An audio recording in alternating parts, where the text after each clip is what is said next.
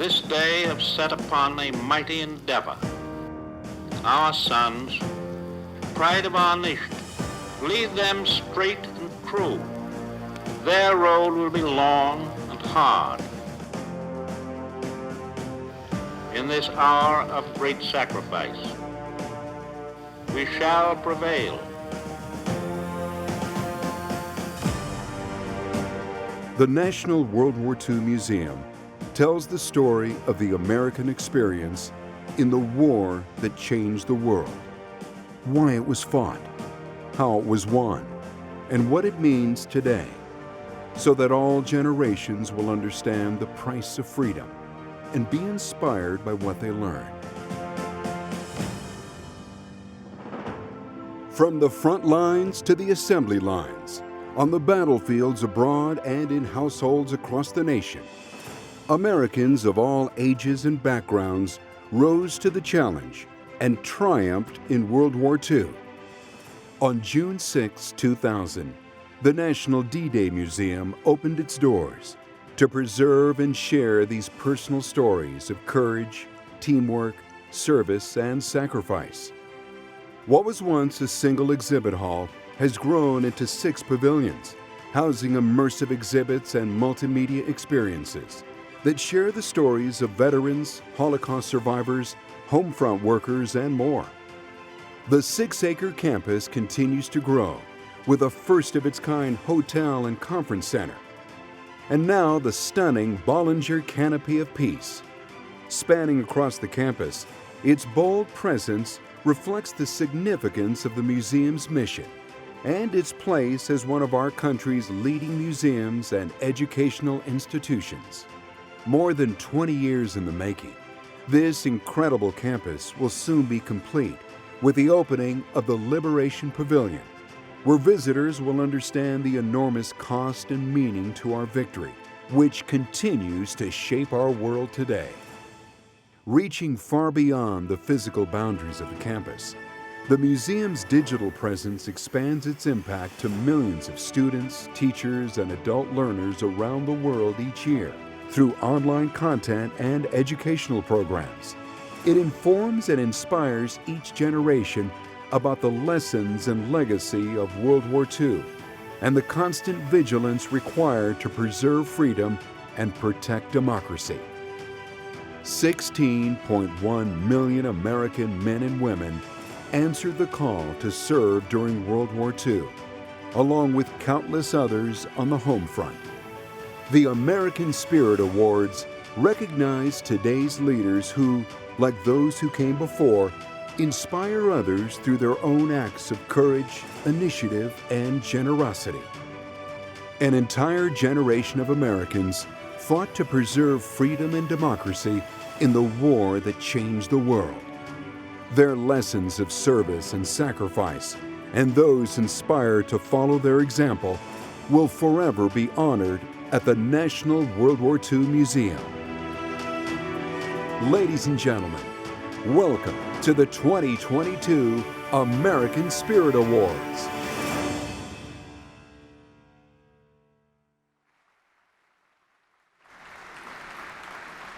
Ladies and gentlemen, at this time, please rise and direct your attention to the presentation of colors by the Marine Forces Reserve and a performance of our national anthem by the museum's very own Victory Bells.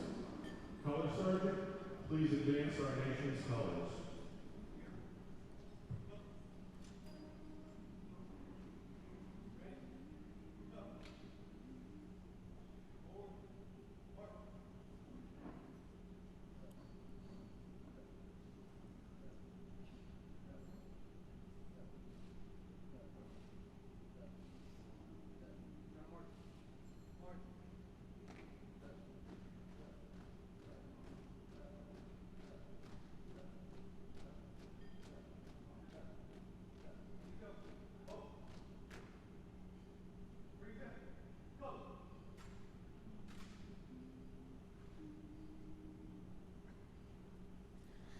Oh, say, can you see by the dawn's early light what so proudly we hailed at the twilight? fast gleaming, whose broad stripes and bright stars through the perilous fight o'er the ramparts we watched were so gallantly streaming. And the rocket's red glare, the bombs bursting in air, gave proof through the night that our flag was still there. Oh, say does that star-spangled banner yet wave o'er the land of the free and the home of the brave?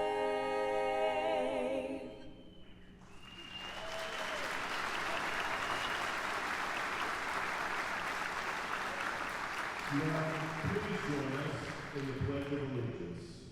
I pledge allegiance to the flag of the United States of America and to the republic for which it stands, one nation, under God, indivisible, with liberty and justice for all.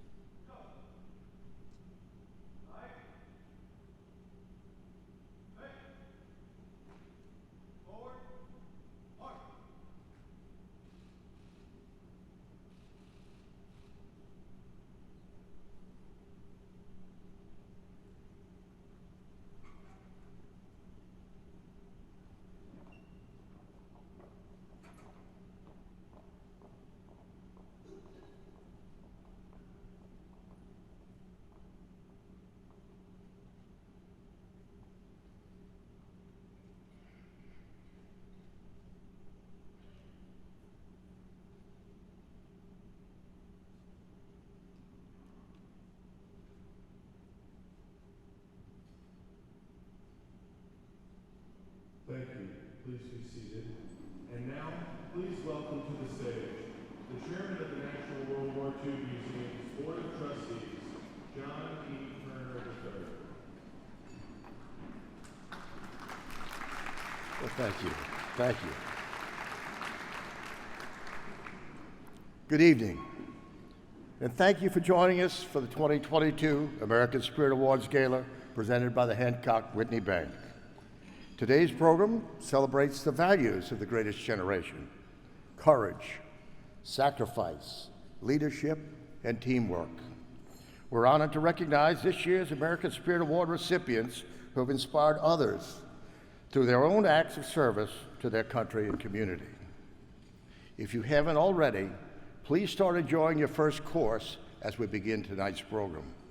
On behalf of the museum, I'd like to welcome Rick Atkinson, Norman C. Francis, Karen Gunther, Frederick W. Smith, and the Navajo Code Talkers, Thomas Begay, John Kinsel, Peter McDonald, and Samuel Sandoval, for being here tonight to receive the museum's highest honor.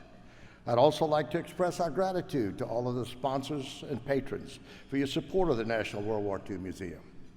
We greatly appreciate your commitment to making this one of the finest museums in the world and a living tribute to those who sacrificed so much to preserve the freedoms and democracy we enjoy today.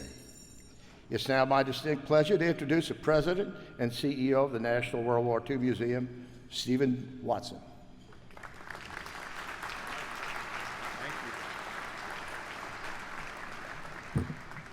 Well, good evening, and thank you, John. And before we begin our main program tonight, I'm just going to take a little bit of a sidetrack here, and it should be noted that this event is the last official duty that John will lead as our chairman of the board, as his 2-year tenure came to a close today at our annual board meeting. And I think it should be said that John, I think, drew the short straw in terms of timing. He has done a remarkable job of leading us through the pandemic and a major hurricane that directly hit our city.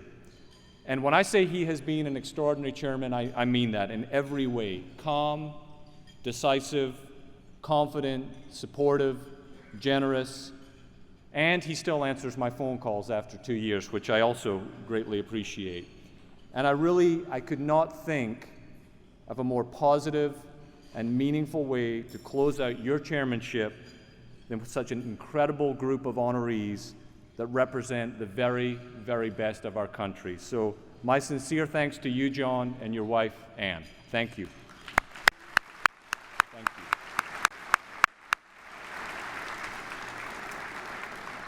And of course, my thanks to all of you for attending tonight's celebration. And we're going to begin, as we always do at the National World War II Museum, and that is by asking all of our World War II veterans, homefront workers, and Holocaust survivors to please stand or wave from your seats to be recognized for your service to our country. You are the inspiration for our mission, and it's an honor to have you all here tonight as we celebrate the American spirit.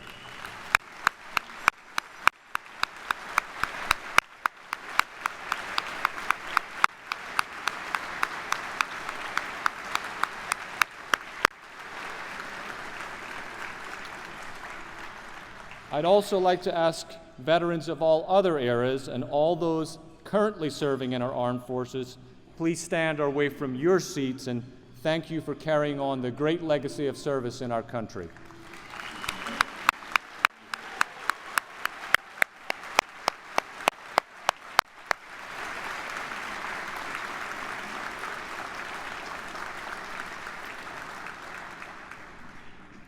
The growth of the American Spirit Awards into a premier national event has largely been thanks to the dedicated support of our presenting sponsor, Hancock Whitney, and personally their CEO, John Hairston. For the past 7 years, Hancock Whitney has generously served as the presenting sponsor of the American Spirit Awards, and it's now my honor to turn the program over to their president and CEO, John Hairston.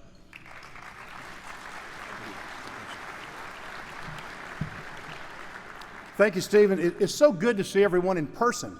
After a couple of years where we had to do this virtually, it's wonderful to be back at the podium. And I'm the overhead in the bank, right? The people that actually carry the note and fund tonight's events are the revenue producers, which are all in this row of tables back over there. So I appreciate the work my team does to ensure that the bank is able to sponsor events so worthy of our time and our investment dollars like this one. And so we're certainly proud to be the presenting sponsor tonight for both the American Spirit Awards, and we're honored to be a longtime partner from the inception. And it seems like every year we find ways to partner to do other great things with the National World War II Museum. We're thrilled, as I said, to be back in person. But what's so wonderful is, for a long period of time in the pandemic, it was very challenging to have our World War II veterans here in person. And our veterans who were honored with various of our 3 different awards for the American Spirit Award levels have been in the museum the last couple of days. And it's worth coming just to watch the children and the younger people and their view of the veterans and the questions they ask. And to see the veterans and their response to these kids makes all of the effort and all the investment more than worthwhile. After all, our purpose and existence for the museum is doubly, both to honor the veterans, but also to ensure we are teaching university, if you will, to teach the culture and the values and the American spirit to those people that are coming behind us. We salute all of our veterans. We thank you for your dedication. May each of us strive and teach our children to follow in the footsteps in the world that you indeed built through your sacrifices and those who didn't make it home. So what I'd like to do is have Stephen join me, and we're going to make a toast. But I wanted Stephen to stay up and join me for this reason. His words about Chairman Kerner were certainly adequate, but I also want to salute Stephen and his team. This has been a challenging 2 years, and no matter where you all were the last couple of years, you know how difficult it's been. We at the museum had the same pandemic issues that we all had, and biological fears and whatnot, economic challenges, and then, just for fun, a couple of hurricanes. And through all of that, Stephen has been a steadfast chief executive and has made my fellow trustees and myself incredibly proud to see how well he has shepherded along with his team this museum. And the thought that here, while the pandemic is just now ending, they'll be having one of the largest ASA events, American Spirit Awards events we've had since inception. Is such a wonderful experience. So Stephen, thank you so much for your leadership and all the work that you've done. So with that, with Stephen joining me, I'd like to invite you to raise your glass. Here's the free commercial. It's a Hancock Whitney glass.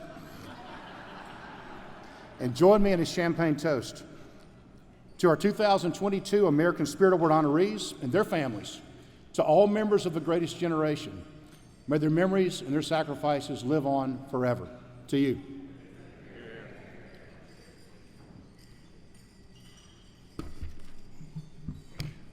Okay, so now we'll welcome back Stephen.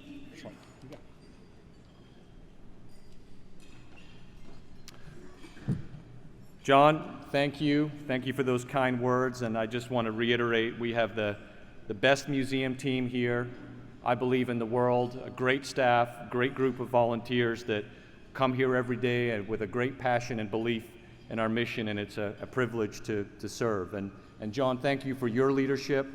Thank you for Hancock Whitney's enduring support during these difficult 3 years. We had a virtual event last year, and you all hung in with us, and as you said, it's wonderful to be back here in person. During our luncheon today, you heard earlier during the Leadership Forum from our 51 stellar student leaders from across the country who were our Billy Michael Student Leadership Award winners. These young people are committed to making a really positive impact as they lead the way for their generation. It's a special thing to behold, and I hope you all were able to read the bios in the program today. We were also just incredibly fortunate to have Billy Michael himself on hand to present those awards to the students, and I know it meant a great deal to him personally and to the students who were able to actually meet him as well. We also, earlier today, presented 3 Silver Service Medallions to 3 World War II veterans, Brad Freeman, Romay Davis, and Louis Gunther. And Louis unfortunately could not be with us, but Lieutenant Commander Gunther was able to be represented by his great-nephew, fellow aviator, Captain Raymond Hauer, USMC, who tonight is here and is wearing Lou's 1942 Naval Aviator wings in his great-uncle's honor. So let's please join me in recognizing these 3 great Americans that we honored earlier today.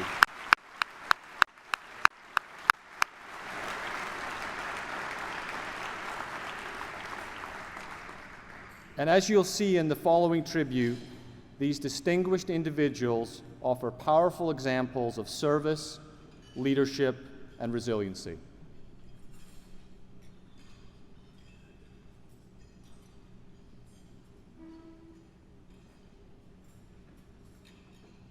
Each of this year's Silver Service Medallion honorees served their country during World War II in a uniquely important way.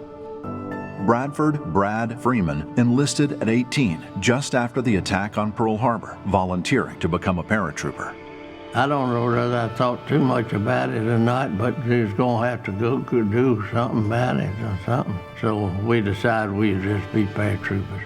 After basic training, Freeman was assigned to perhaps the most famous fighting unit in World War II, Company E, 506th Parachute Infantry Regiment, 101st Airborne Division, also known as the Band of Brothers.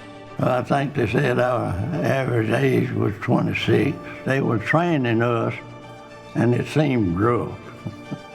But we made it by being real good and tough. It was a good bunch of boys. Easy Company would fight in some of the most important battles in the European theater, including D-Day, Market Garden, Bastogne, and Haguenau. Their exploits would be documented in the Stephen Ambrose bestseller, Band of Brothers, as well as the HBO miniseries of the same name.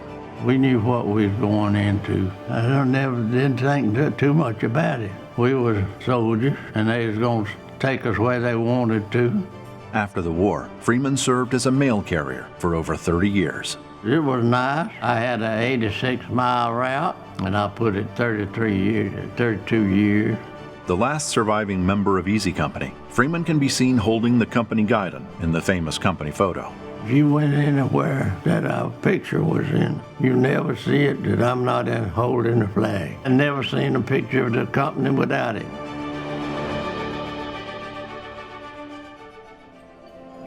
Romay Davis wanted to serve her country during World War II, and so followed her 5 brothers into the service, where she was assigned to Army's 6888 Central Postal Directory Battalion, the only all-black woman Army Corps WAC unit deployed overseas during World War II.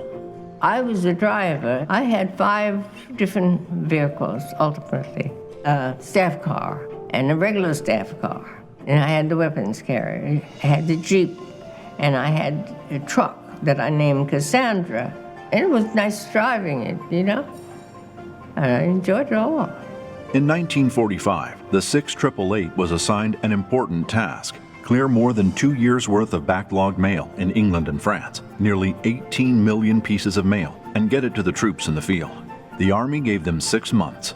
They did it in 3.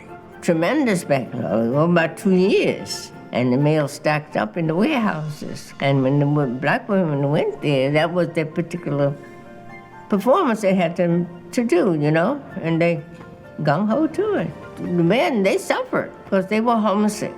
The morale was low because they couldn't hear from home. All they did was fight and kill. Long way from home, at a critical point of their own lives. And when they were happy, if it was just a note, they knew that the home people were thinking about them. After the war, Romay would go on to have a successful career as a fashion designer. Today, hard work and service are still the center of her life. All my life, I've been busy in one way or another. I didn't depend totally on a husband. I was able to do what I need to do for myself. I didn't retire. I just left the job when they gave a party. My 100th birthday. I enjoy working. I would work now if I could. When Louis Gunther enlisted in the Navy at 18, he had no idea he would be at the center of the event that drew the United States into the war.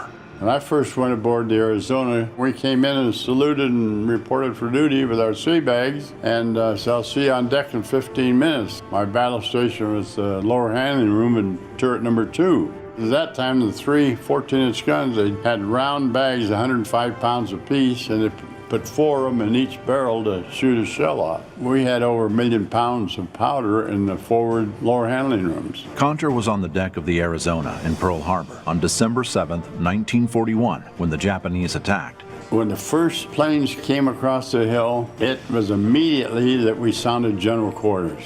9 minutes after it started, a plane came across to probably 10, 12,000 feet with a 1,700 pound bomb on it, dropped and got a lucky hit on the starboard side forward by number 2 turret. Went through 5 decks and into the lower handling room, and when it went in the lower handling room, there went 1 million pounds of powder. It blew up, and that's in the pictures you all see of it, and the bow came about 30, 40 feet out of the water and still straight back down.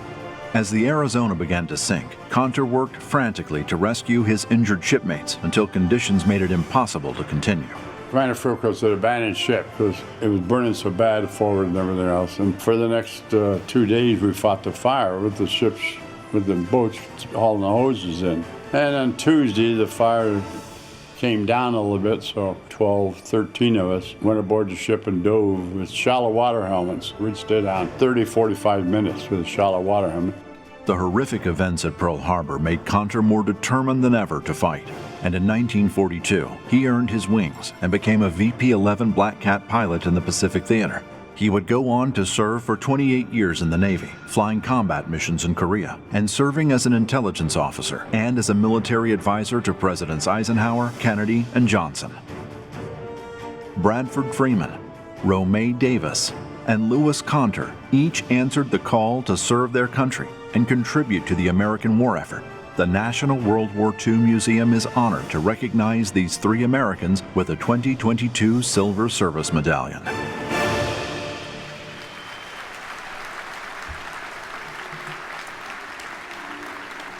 Mr. Freeman, Ms. Davis, and Captain Hauer, on behalf of Lieutenant Commander Gunther, please stand and accept our thanks for your great lives of service.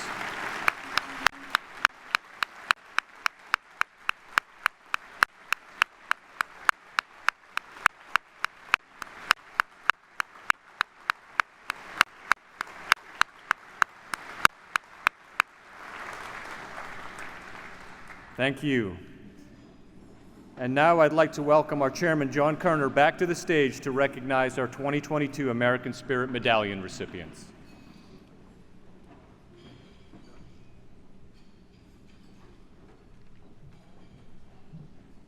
Thank you, Stephen. The museum's American Spirit Medallion is awarded to individuals who demonstrate extraordinary dedication to the principles that strengthen America's freedom and democracy in their community and in our country. Through their life's work of service, this year's 3 recipients exemplify the highest standards of integrity, discipline, and initiative.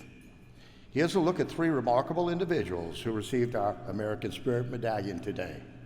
The Honorable Jacqueline Rechtel Clarkson, Dr. Carol Rittner, and Dr. Charles C. Teemer.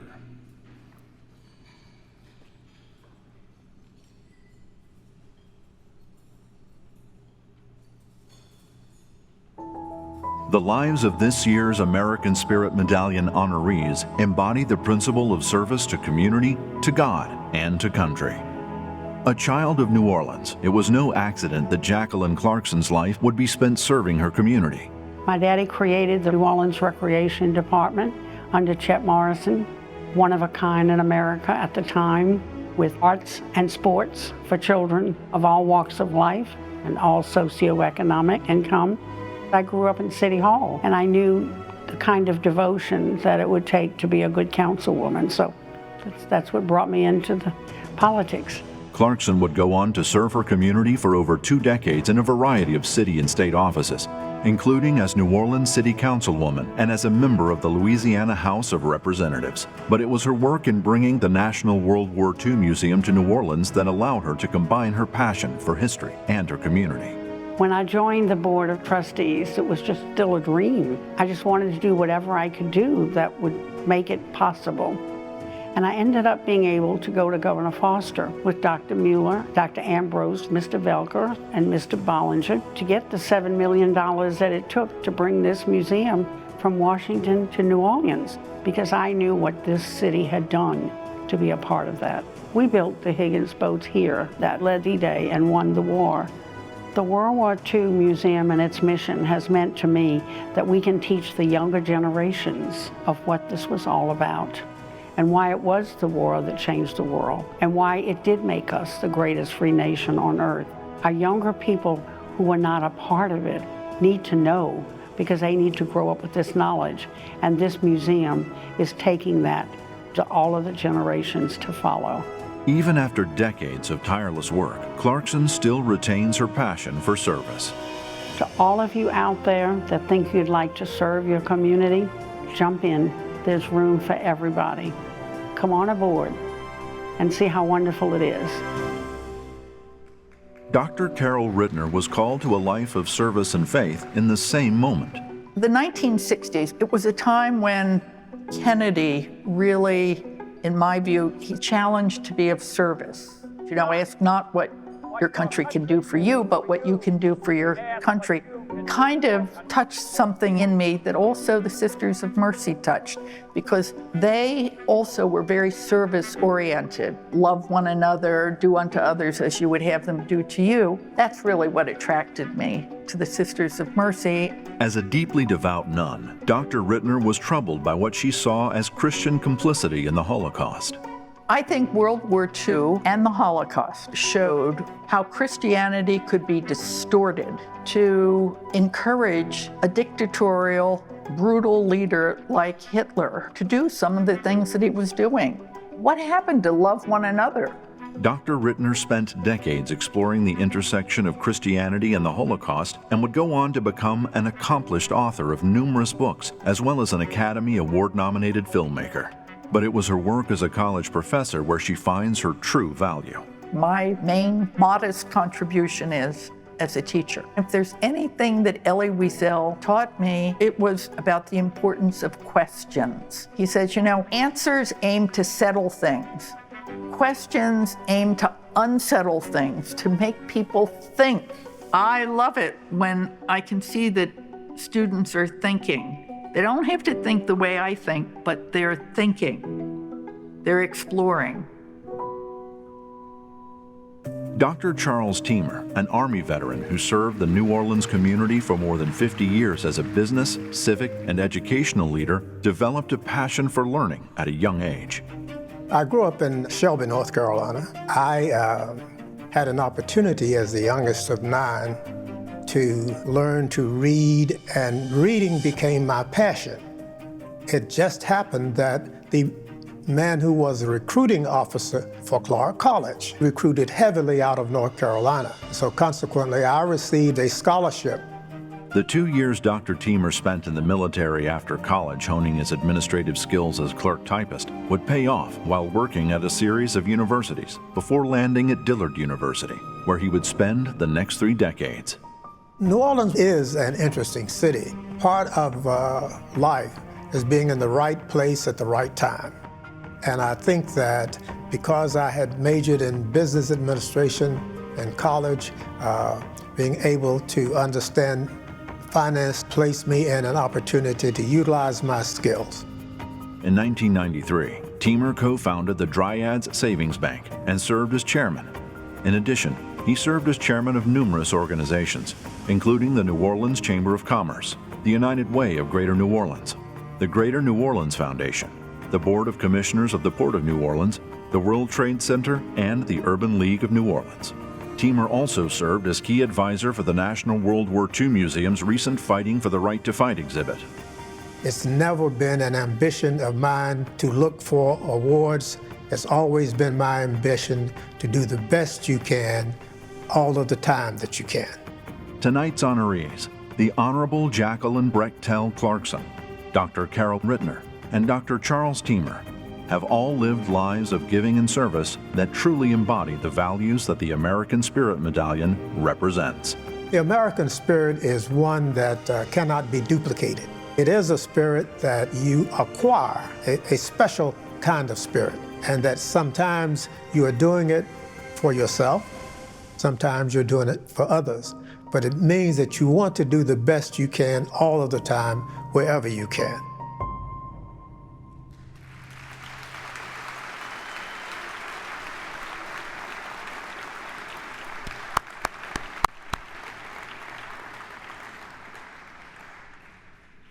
Ms. Clarkson, Dr. Ritter, Dr. Teamer, thank you for your service to our community and to our country. Please stand and be recognized.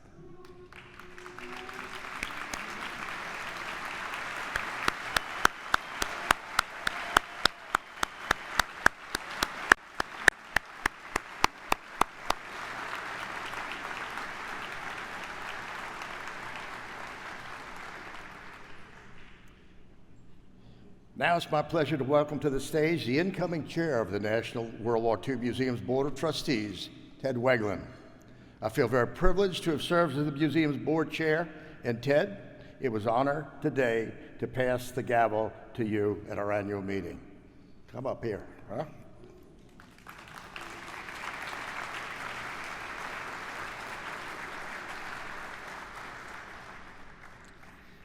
Thank you, John. I don't want our great pavilion to sound like an echo chamber, but I want to echo a couple of thoughts that have already been shared with you. Number one, John Harrison mentioned how nice it is to all be together again after a couple of years. And it really is so nice to see all of you and to look out and see this full house. And in fact, I don't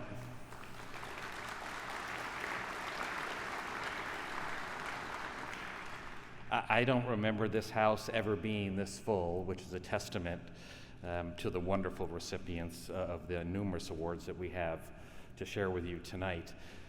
Secondly, I want to echo what Stephen said about John, because John's leadership over the last 2 years truly was invaluable to the museum, and it was inspiring to everybody who worked with him, whether it was the museum staff or his fellow board of trustees. It was a great honor and a privilege and a special blessing to work with him over the last 2 years. And I would just ask you if you could one more time, because we can never do it enough, to join me in thanking John for your incredible leadership, John.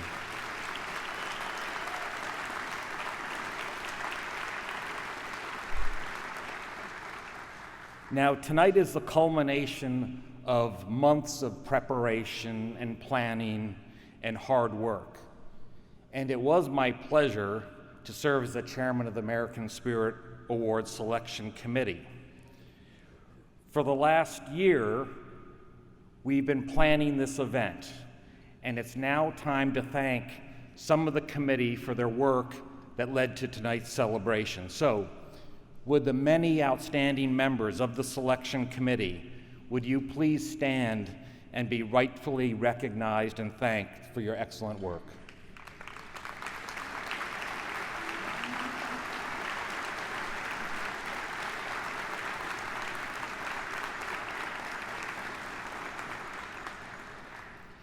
On behalf of the Board of Trustees, I'd like to thank the museum leadership and the entire museum team for their work in making tonight's gala so successful, and for working every day to advance the museum's mission to tell the story of the American experience in the war that changed the world. And of course, tonight's festivities could not be possible without the generosity of so many of you in the room. So if you would join me, please, in acknowledging the many sponsors who made tonight's festivities possible.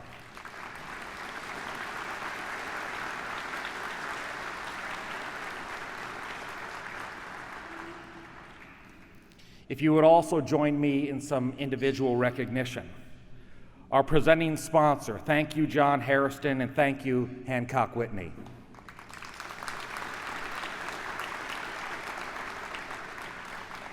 And our patron reception sponsors, the Richard C. Atkinson Family Foundation and Freeport McMoran. Thank you.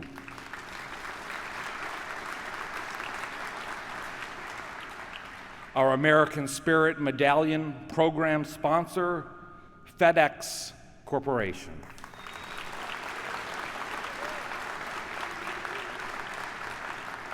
Our Silver Star sponsors, Kevin Clifford and Michelle Renoir.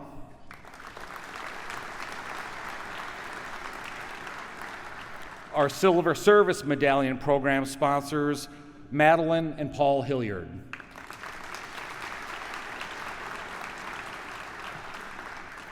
And thank you also, many of the generous friends and sponsors who are listed in your program. We are deeply grateful for all of your support. So now, if you would please join me in welcoming Father Edwin L. Gross, who will deliver tonight's blessing.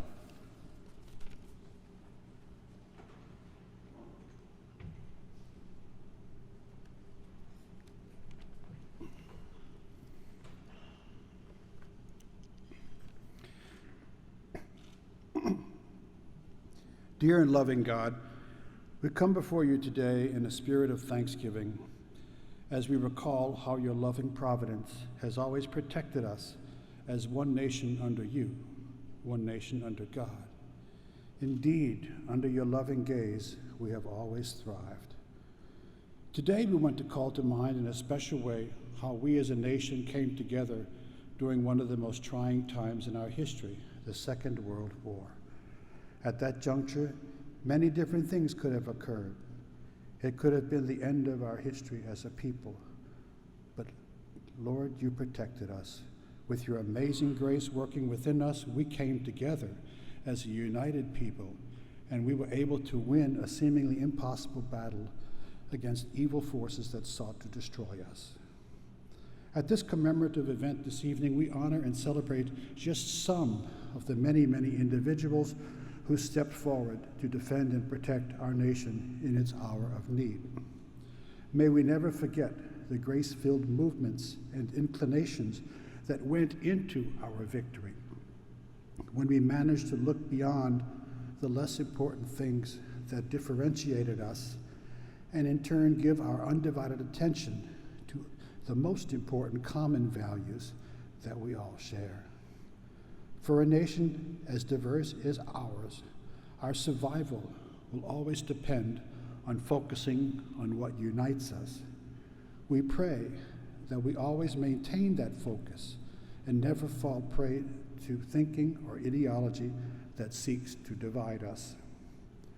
Help us to celebrate our strengths as a nation, and help us to work tirelessly to preserve all the precious gifts with which you have blessed us. Even though, Lord, we sometimes get inebriated with our own sense of self-importance, may we never forget that everything we have, whether we admit it or not, we have received from you. Indeed, you are our God, and we are your people, wonderfully fashioned by your hands. May we use all of the talents and gifts that you have given us so well that you will always be proud of us as your people. Help us to always honor you by living honorable lives. This is our prayer today and always. Amen.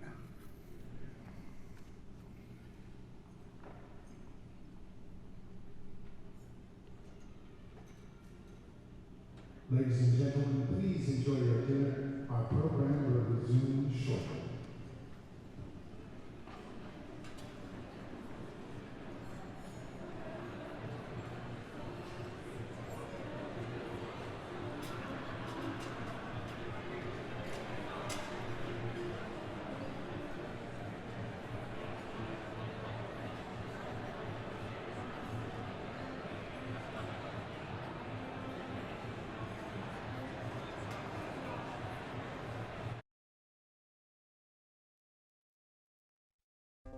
Dreams. Dreams keep us growing. Dreams keep us caring. Dreams keep us thriving. Dreams keep us believing in the power of teamwork.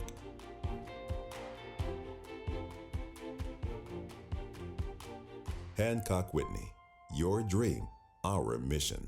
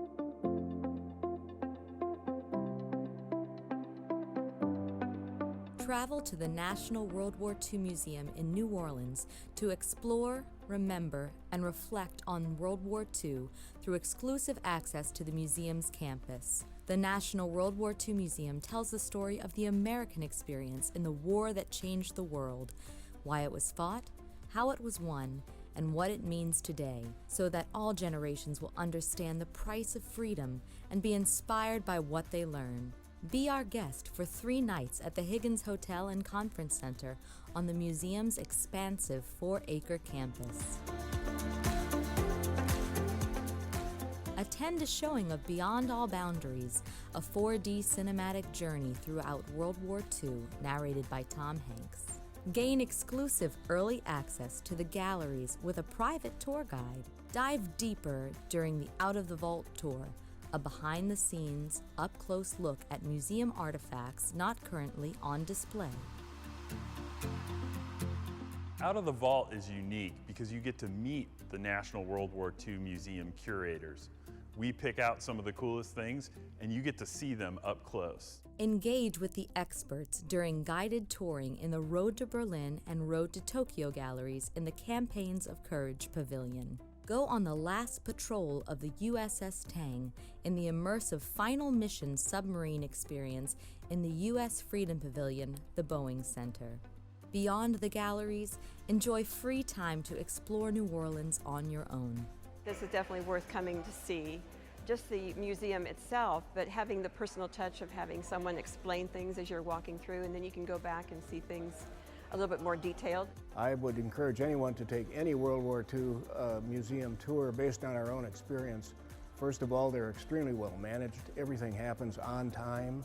The accommodations, the receptions, and the dinners together are great.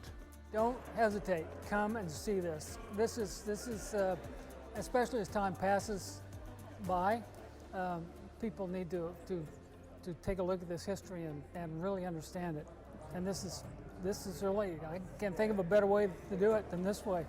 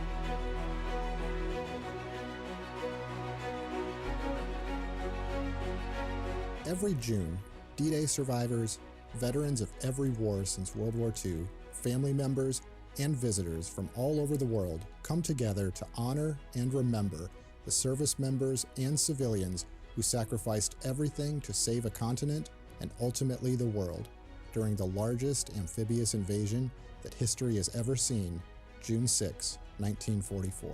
In 2024, the National World War II Museum will return to Europe 80 years later to explore the battlefields, landing zones, airfields, and legacies of D-Day and the Bomber War. The 80th anniversary of D-Day cruise will sail May 29 to June 8, 2024.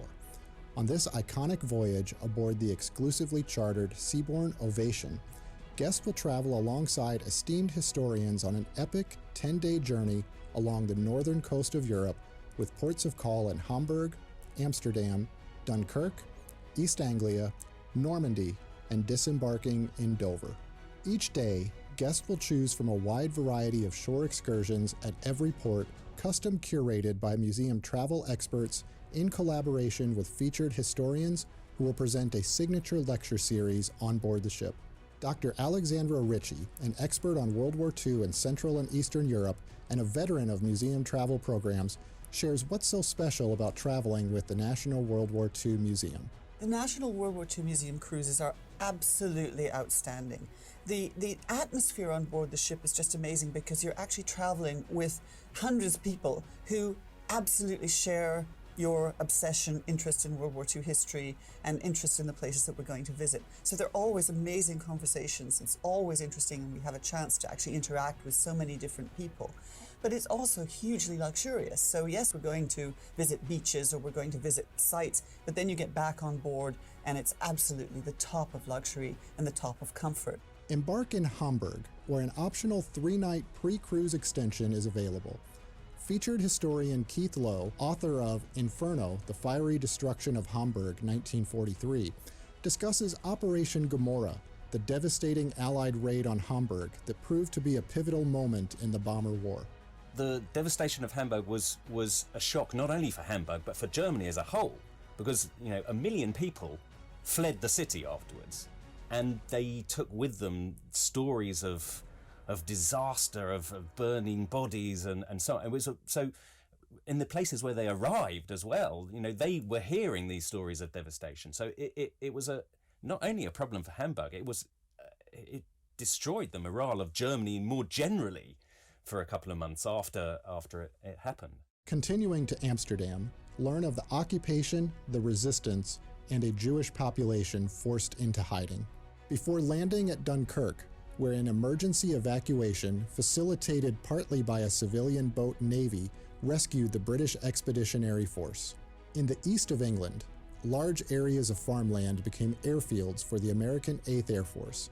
This rural landscape was soon dotted with dozens of what appeared to be small cities designed to support thousands of American crewmen.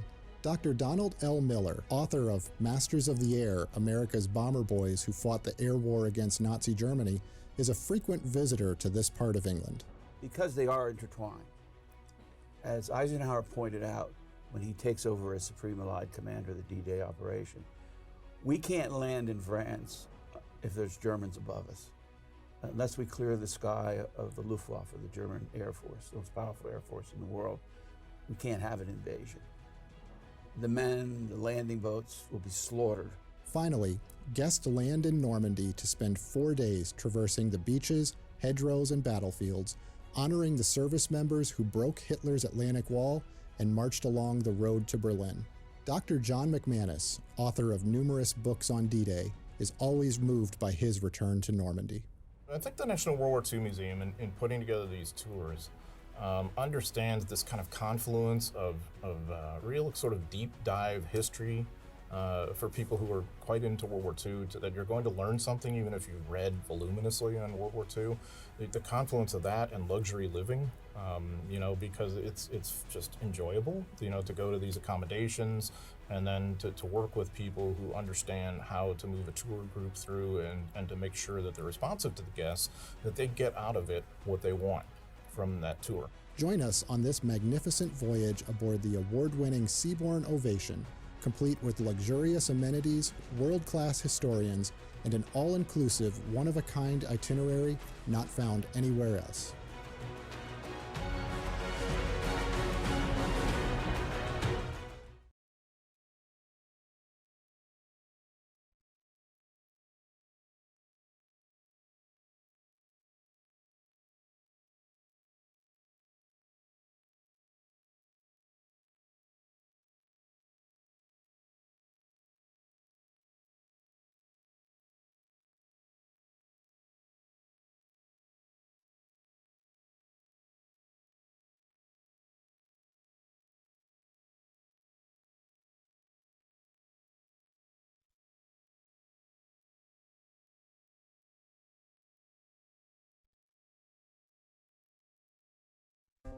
Dreams. Dreams keep us growing. Dreams keep us caring. Dreams keep us thriving. Dreams keep us believing in the power of teamwork.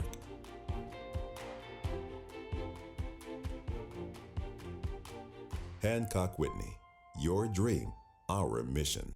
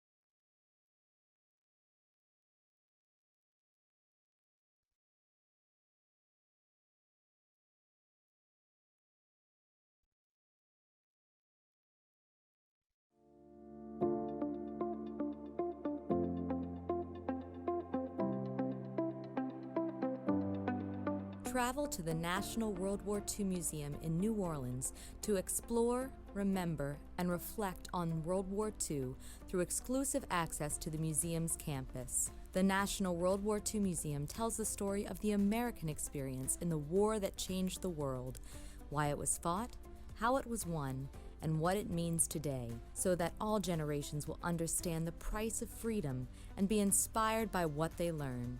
Be our guest for 3 nights at the Higgins Hotel and Conference Center on the museum's expansive 4-acre campus.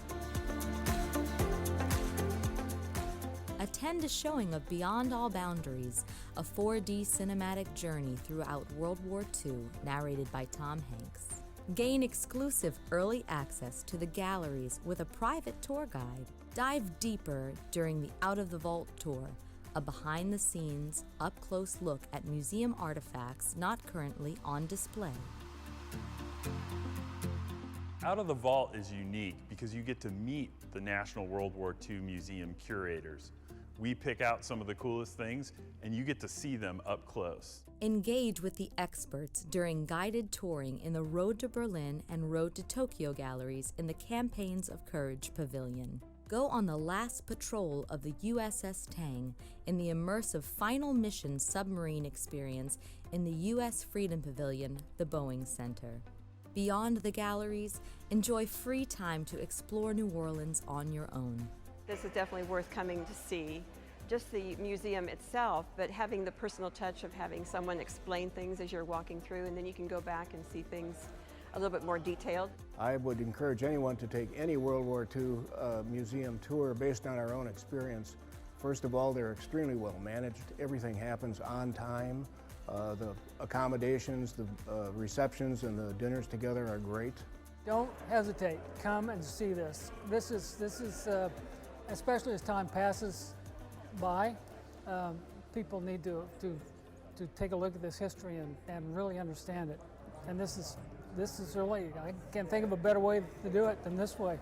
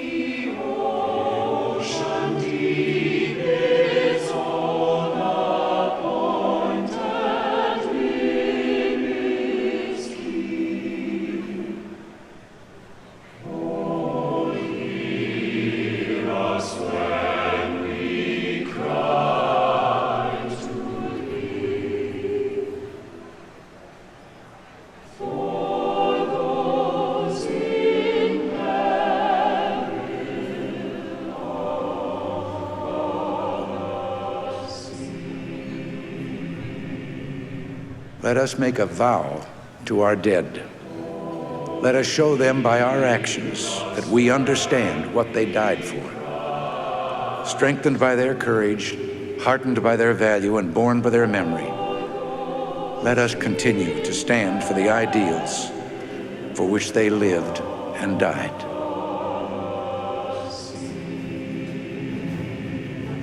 Through the wind and the waves came the soldiers out of their landing craft and into the water, away from their youth and toward a savage place. Many of them would sadly never leave. We know how many American kids died. Don't ever forget. I was doing something for my country, we wanted to do our share. We need to challenge our young folks to realize in a lot of sacrifice for them to enjoy freedoms, and they're carrying the torch for the future. It is not just about service. You need to understand it's about sacrifice. Fighting against fascism, National Socialism, Japanese imperialism. Millions of people died. But if the war had not been fought, if the war had not been won, millions more would have perished. My husband and I went through a concentration camp to see it firsthand with my children. What the American soldiers got us out of is just miraculous. They couldn't give up. They had to keep going, and that's what saved us all. Thank God I came to the United States. It's the best thing that happened to me and my family. And I'll forever be grateful. I'm an American citizen. It means a lot.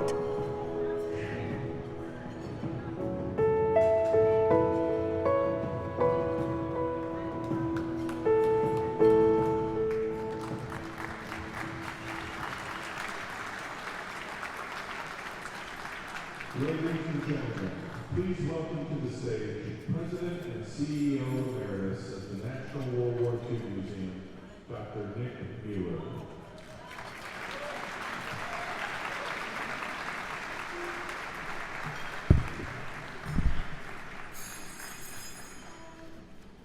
What a wonderful evening. Hope everybody's enjoying it. So good evening to everybody here. The American Spirit Award is the museum's highest honor, recognizing individuals who best exemplify teamwork, optimism, courage, and sacrifice. All of the outstanding qualities of the American spirit. Our first honoree, Rick Atkinson, is a three-time Pulitzer Prize winner and best-selling author. In his work as a reporter, foreign correspondent, and military historian, Rick has recounted many of the defining moments in our nation's history, moments that have shaped and preserved our democracy. As one of the preeminent military historians of his generation, Rick's research and writings have brought to life the stories of service and sacrifice of the American heroes of World War II, inspiring a generation of Americans to honor these legacies and to continue the work of protecting our freedom and democracy in our time. What Rick Atkinson does in his famous trilogy on the American Army in the European theater in World War II is to illuminate that history with writing that delights, surprises, informs, and just amazes his readers. And he's also been a member of our Presidential Counselor Advisory Group for some 15 years, and thereby helps to authenticate the stories that you see in our exhibits in this great National Museum. Over the years, I've come to know Rick as a trusted professional colleague, historian, fellow historian, as a champion of this museum, and a wonderful friend, not just Rick, but his wife, Jane. Recently, another mutual friend of ours, Rick's and mine and Jane's and Beth's,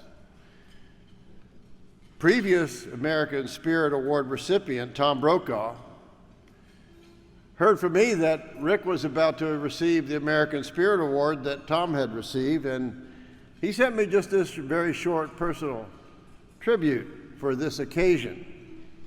And just as a quote from Tom Brokaw, Rick is America's most prodigious historian, a master of elegant prose and insights. He's also good company and married to an equally gifted partner, Jane. I could not agree more. Here we go. Journalist and author Rick Atkinson, who has helped generations understand the history and values of the American experience through his work as a reporter, foreign correspondent, and military historian, grew up in a household steeped in commitment to country and service. I grew up where World War II was very much part of the cultural landscape. My dad was a career military officer. He enlisted in 1942 when he was 18, came back from Europe in 1946, went to Penn State, and then went back into the Army. And so spent the rest of his working life as an Army officer. I think that I understood the mentality of the military. I think it gave me a natural interest in it as first a journalist and then as a historian. Atkinson began his career as a newspaper reporter in Kansas, first at the Morning Sun, then at the Kansas City Times, where he won his first Pulitzer Prize. He then moved to the Washington Post, where he won a second Pulitzer Prize for local criminal justice reporting, and, as deputy national editor, oversaw coverage of defense, diplomacy, and intelligence. As an on-the-ground reporter, he covered numerous conflicts, including the Persian Gulf, Iraq, and Afghanistan wars, and developed a strong connection to the armed forces. But Atkinson wanted to go deeper, and he left the Post for a new career. Well, as a journalist, I wrote about war and the military a lot. So virtually from the time I got into the newspaper business in the 1970s, I was immersed in the military. So when I decided that I was going to look to spread my wings a bit, it was not difficult to move into the role of historian. Atkinson would go on to write 10 deeply researched books on the American military and be recognized with dozens of literary honors. The centerpiece of his work is The Liberation Trilogy, a definitive 3-volume chronicle of the Allied victory in Europe. The first installment, An Army at Dawn, The War in North Africa 1942-43, would garner him a third Pulitzer Prize, and the trilogy would cement his reputation as a preeminent military historian. Atkinson believes that understanding World War II is one of the keys to understanding America. World War II is not only the greatest war in our national history, but it's the most singular event in world history in the 20th century. And I think that other tectonic changes in our national culture derives directly out of World War II. Not only does it change the landscape globally, politically, and militarily, certainly here at home. We have 19 million women in the workplace for the first time out of the home. That genie's never gone back in the bottle. The civil rights movement is profoundly affected by the commitment of so many black soldiers, sailors, airmen. As a journalist, historian, and as a member of the museum's presidential counselors, Rick Atkinson has done extraordinary work helping Americans understand the story of World War II. Tonight, we are proud to recognize him with the 2022 American Spirit Award. It's an extraordinary honor, largely because of the extraordinary people who've received it previously. American Spirit, to me, it's embodied in what the museum itself is trying to do. It's trying to reflect on what it is about American character, about American competence, about American determination during the very important moment in time called World War II, and the spirit that was evinced in that effort. And to me, that is the best of the American spirit, when we commit ourselves to something larger than we are individually. That's when we rise together.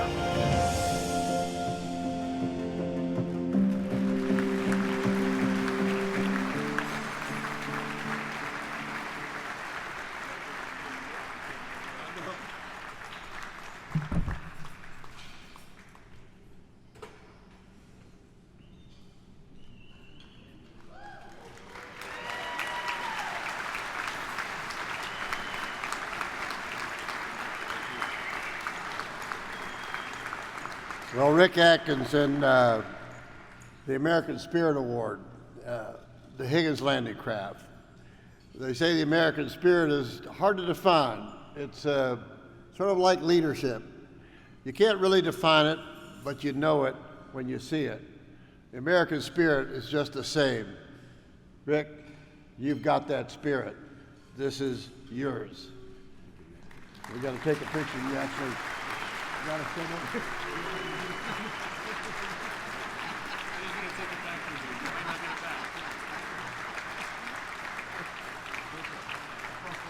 Let me get rid of this.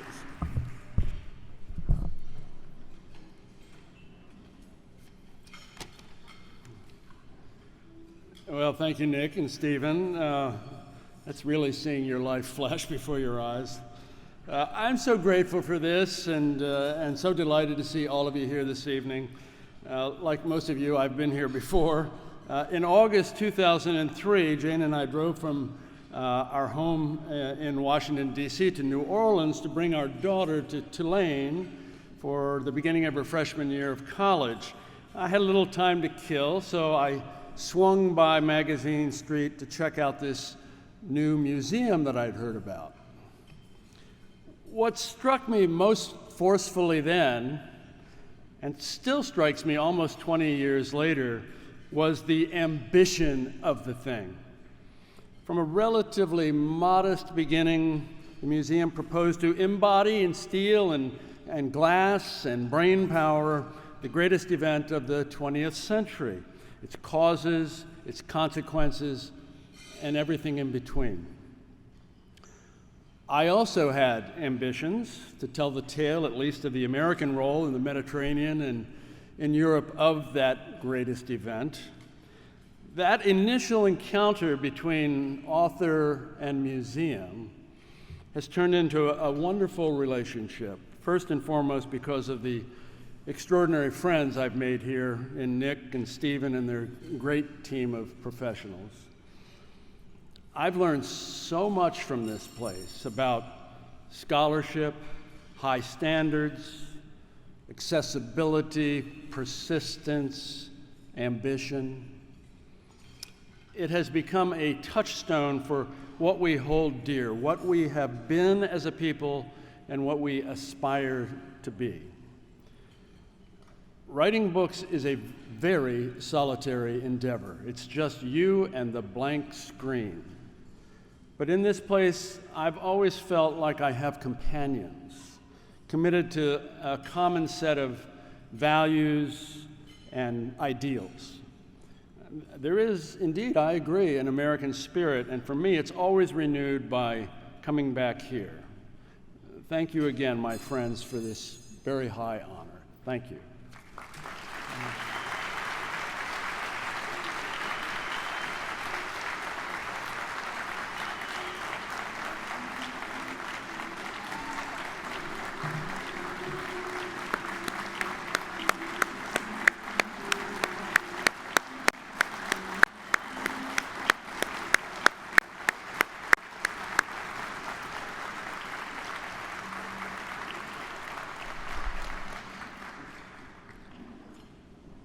And now it's my pleasure to welcome to the stage National World War II Museum trustee, Henry L. Coaxum, to introduce our next recipient.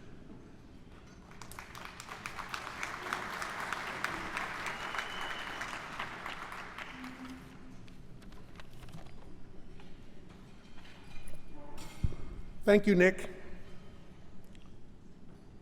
Dr. Norman C. Francis has dedicated his life to public service, civil rights, advocacy, and the advancement of higher education. After earning his law degree from Loyola University of New Orleans, Dr. Francis served in the 3rd Armored Division in Germany before embarking on a career in higher education. His 46-year tenure as president of Xavier University of Louisiana earned him the distinction of being the longest-seated president of any university in the United States. Beyond his work in higher education, Dr. Francis' commitment to civic engagement and servant leadership has made New Orleans a more vibrant and resilient community. And through his work and example, he has inspired generations of change makers.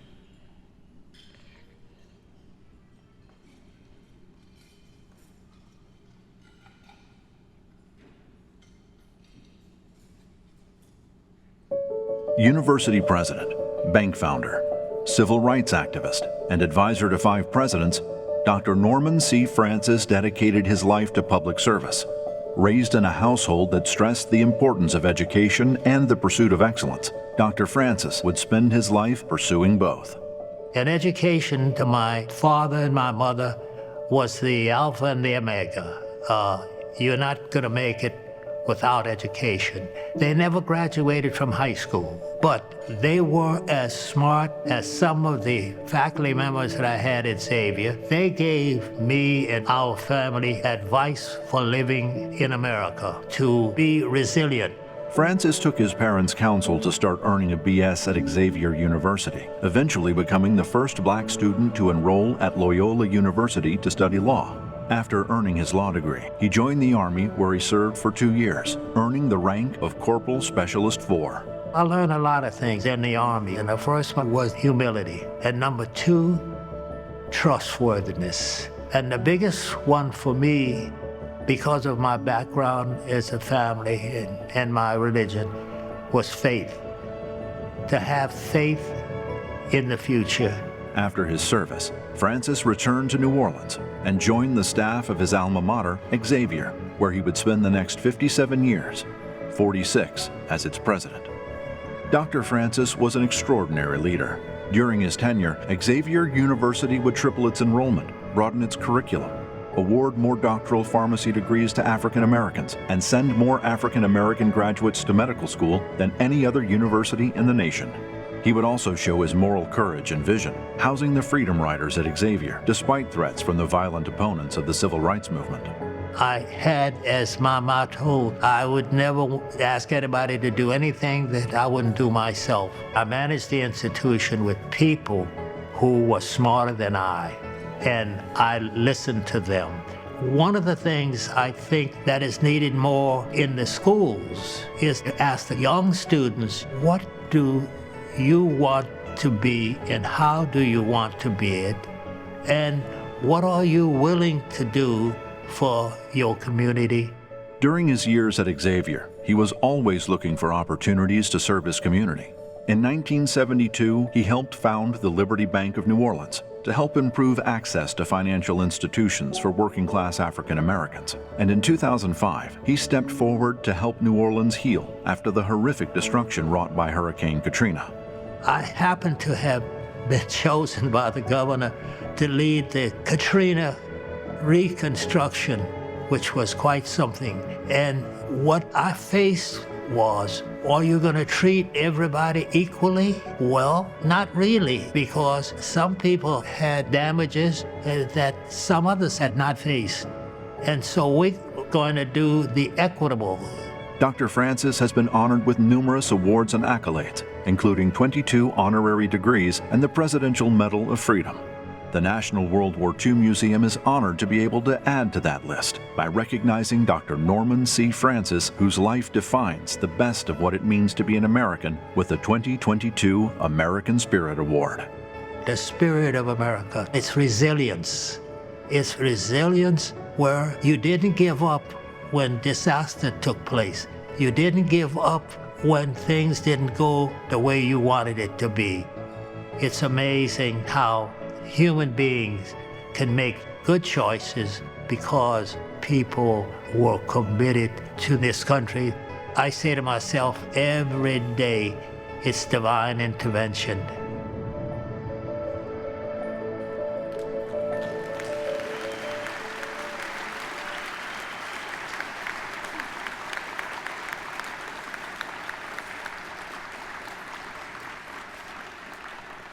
Ladies and gentlemen, it is my distinct honor to present the 2022 American Spirit Award to one of my heroes, Dr. Norman C. Francis.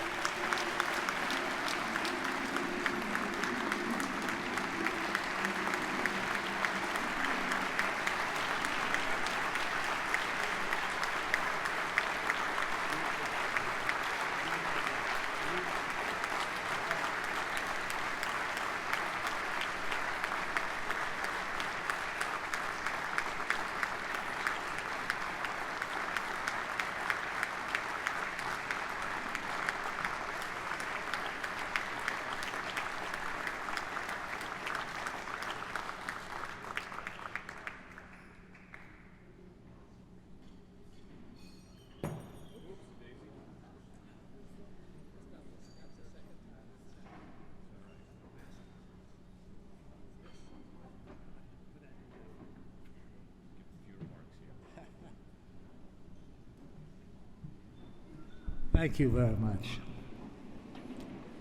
I grew up, as some of you know, in a very small town called Lafayette, Louisiana. Whoa. I never dreamed that one day I'd be standing at a podium with such an accolade, and I appreciate this honor.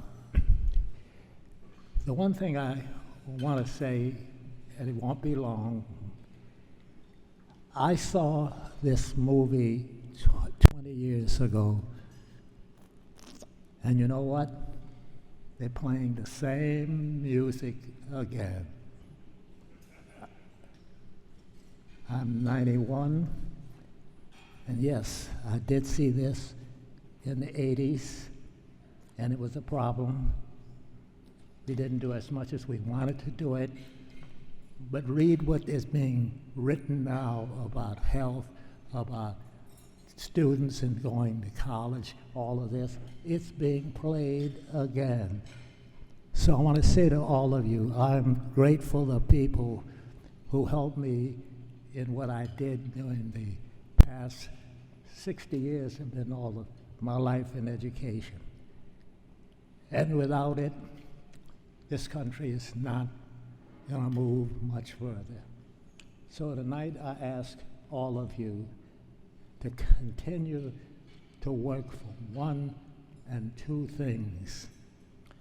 Get young people educated who understand what it is to make a living and to be trustworthy, faithful, and make sure that you have the faith I've just noted on this screen. Without it, God will not help us move one more inch. So tonight, I thank you very much. It's not the first time I've been honored, but this is a very important one for me because I see in this audience people who have been very supportive of what I've been doing. And I never did any of this by myself.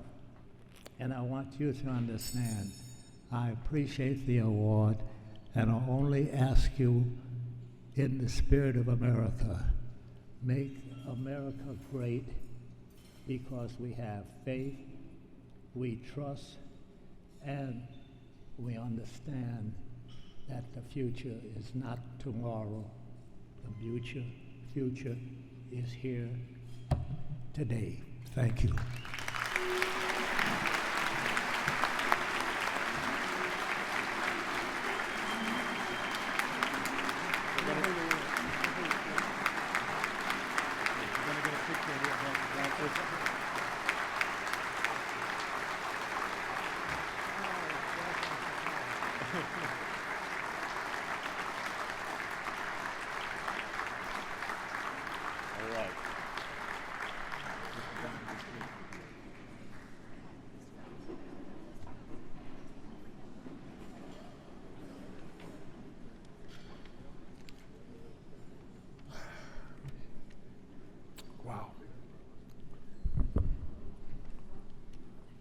Now, to introduce our next recipient, please welcome the Vice Chairman and Chair-elect of the National World War II Museum's Board of Directors, Suzanne Medier.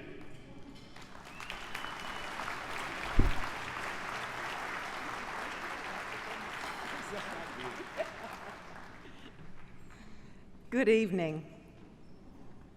Our next honoree, Karen Gunther, is the founder, the president, and the CEO of the Semper Fi and Americas Fund. From its initial beginnings in a modest way in 2003, Karen Gunther has grown this organization to becoming a worldwide charity supporting the needs of our men and women in the armed forces, our veterans, and our military families.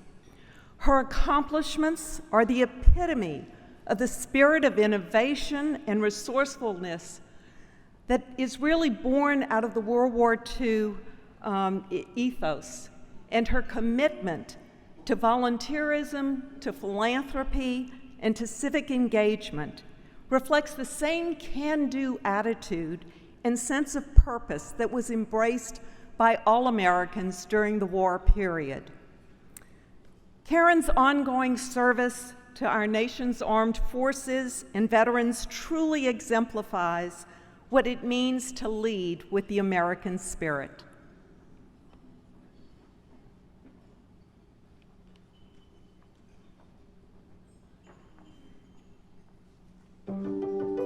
Karen Gunther was a military spouse working as a pediatric ICU nurse when a simple request changed her life. That request would lead to a life dedicated to serving veterans and their families. I was at Naval Hospital Camp Pendleton, and the CEO of the hospital knew that at the time my husband was in Baghdad. The first medevac came in, and he came up to the floor and said, "Karen, you want to help me welcome back these heroes?" As they were being offloaded on the medevacs, it was really impactful and beautiful and scary and intense. And so when I went out to see the families, you know, the people, they just looked traumatized. There was a young spouse that I was talking with, and her husband had had a craniotomy, and he was very disfigured. And I was standing beside her, and I could feel her knees start to buckle, and I can see that he's looking at her face. And so I just stood beside her and said, "You can," you know, kind of whispered in her ear, "You can do this." And I watched her take a breath, this young spouse, just so courageous, take this breath. And she just reached out to him and hugged him, and it was beautiful. And I thought, we've got a lot of work to do here. So I picked up the phone, made phone calls, and we met every medevac that came through. And that's how we started. Gunther originally thought she would just focus on Iraq and Afghanistan veterans, and she would be back in the ICU in a few months. She had no idea that the simple idea of trying to ease the trauma of injured veterans and their families would grow into one of the largest veteran-focused nonprofits in the country.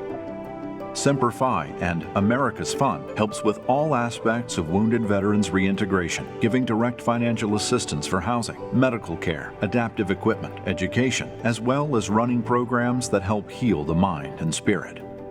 We literally started with $500, and then our first donation was from a non-denominational church of $5,000, which was a lot. And we gave it all away to 3 families who needed it. We've helped 27,500 service members, men and women from all service branches. And we've given out $260 million. When we go into a community, we work with our service members, with their churches and their schools and the teachers. We'll meet with the teachers if the kids are having problems.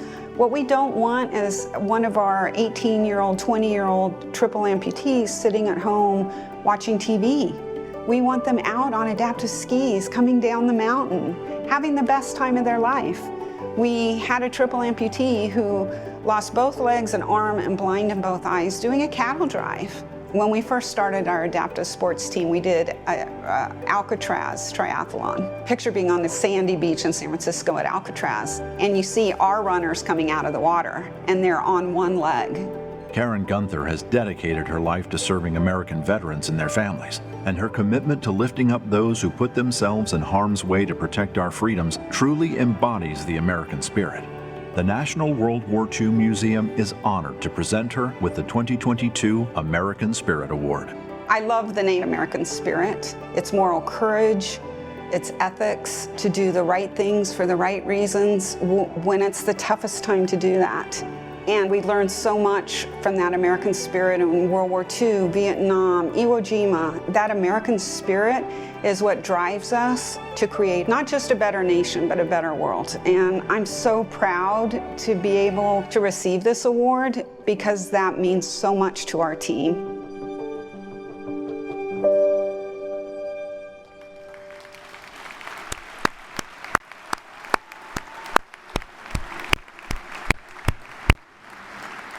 Ladies and gentlemen, I am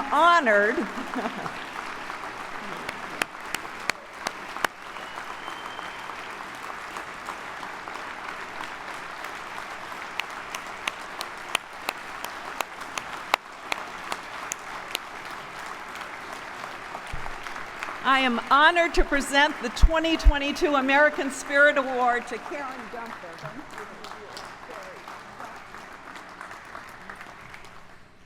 Wow, this is so humbling, especially to receive this award in this company and this incredible museum and all it stands for.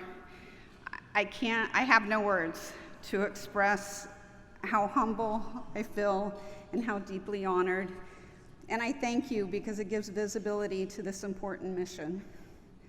Our team has been doing this now 18 years. I thought we were going to do it for a year, and I'd go back to my ICU. But even today, I know that we have decades of work ahead, and we need the American public to stand behind our young veterans because the injuries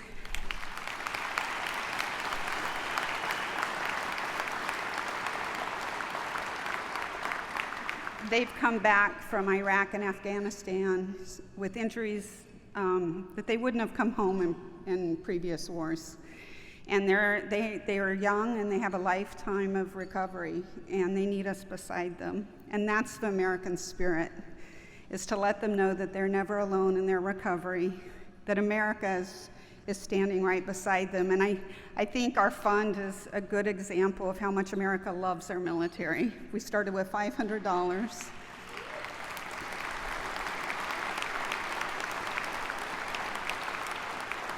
And it's the American spirit that believed in this mission. So thank you all. God bless you. God bless America. Thank you.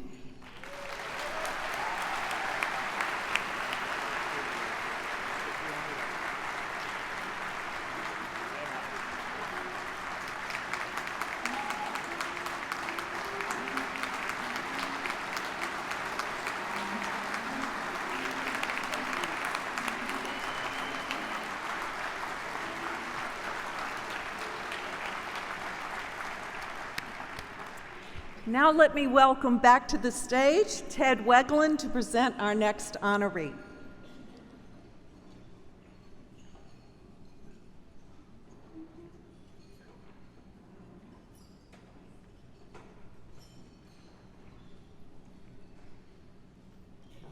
Thank you very much, Suzanne.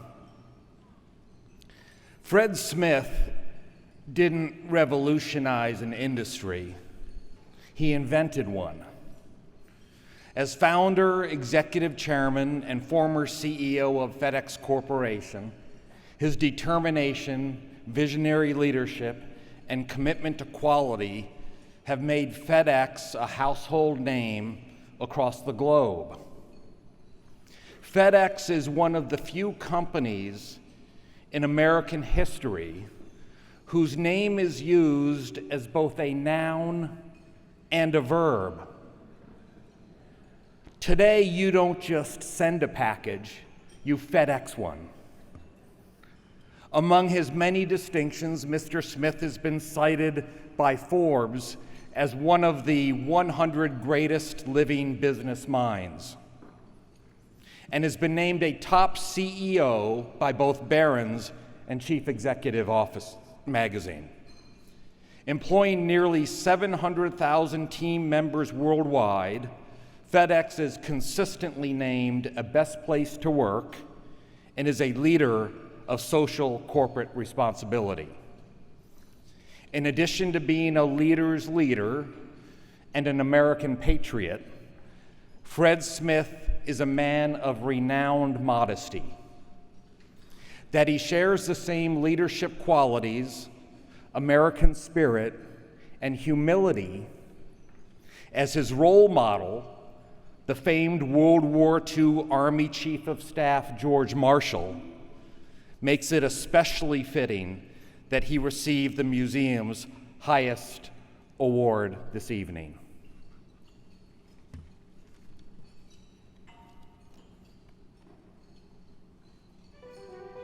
Frederick W. Smith was born in Marks, Mississippi, and grew up attending school in Memphis, Tennessee, a town that, with Smith's help, would become home to one of the most transformative companies the world has ever seen. His academic talents took him to Yale University, and after graduation, he felt the call to serve his country and enlisted in the Marines.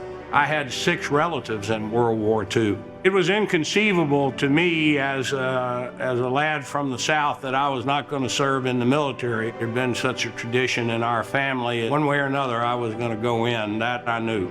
Smith served 2 tours in Vietnam, serving as a platoon leader and a forward air controller, earning a Silver Star, a Bronze Star, and 2 Purple Hearts.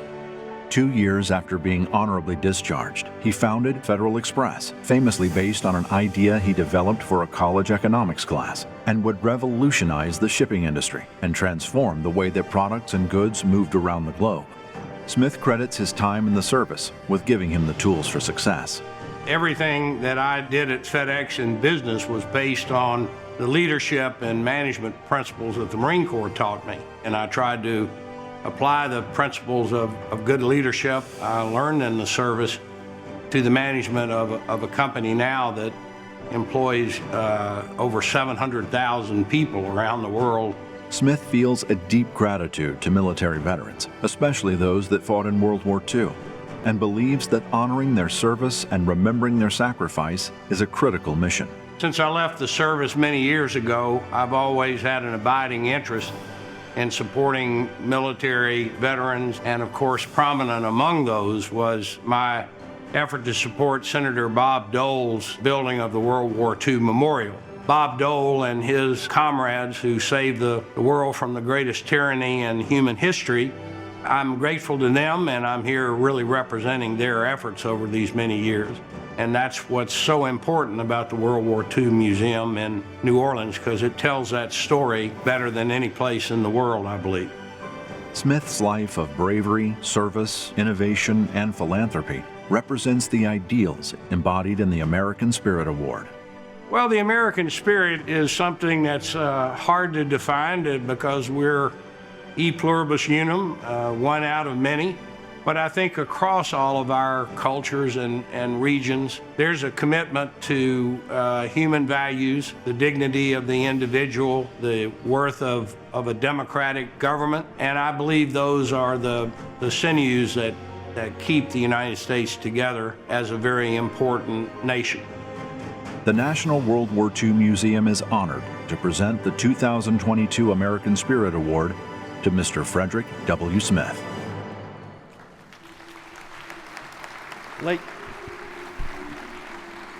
Ladies and gentlemen, please welcome to the stage a man who embodies the very essence of the American spirit, Fred Smith.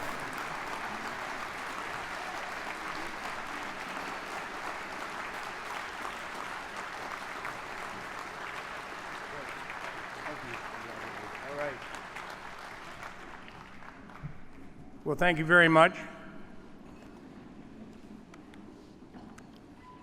I'm honored to be here this evening alongside this consequential group of awardees to accept, as I mentioned in the video, on behalf of the FedEx team around the world, this award, who really earned it.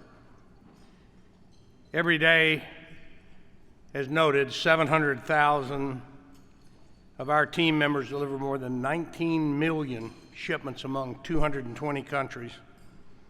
They link the world together in good times and in periods of great need, including admirably throughout the pandemic and amid the conflict in Ukraine, with safety always as our first consideration.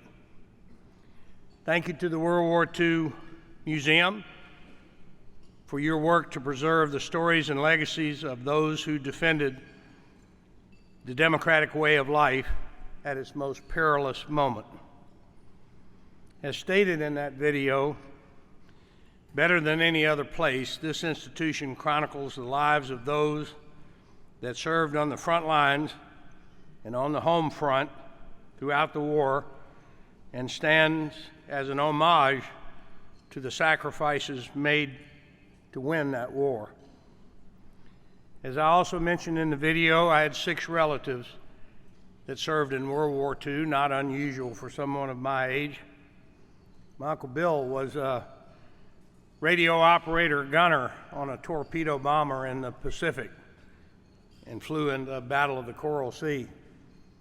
Walking around a corner in Honolulu in 1943, he bumped into his older brother, my Uncle Arthur, who was an infantryman on his way to New Guinea. Neither knew each other, was within 10,000 miles of that spot. My Uncle Sam was an anti-tank officer. My father had served in World War I and went back into service in the Navy in World War II and passed away early in my life. My stepfather, who my mother married many years later, was a fighter pilot in the 14th Air Force in China, and my father-in-law, late in the war, was a Marine. I think our family was pretty typical. It's an honor to support the museum and your mission, just as I noted, to serve as Bob Dole's co-chairman to build the U.S. World War II Memorial in Washington, D.C. It's now the most visited site in our nation's capital. The rows of gold stars that wrap around the reflecting pool represent 400,000 American heroes who died helping defeat the greatest tyranny in the history of the world. The World War II Museum we stand in tonight represents those lost and surviving veterans like Senator Dole, grievously wounded in Italy, who went on to build this modern American miracle and worked tirelessly to ensure we never forget the lessons of that costly conflict. Thank you very much.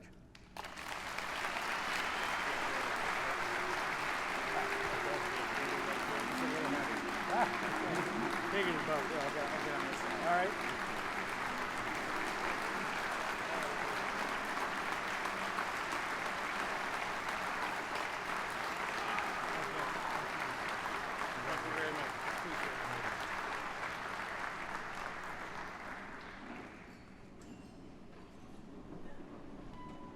Now, everybody, if you would welcome back to the stage the Secretary of the National World War II Museum Board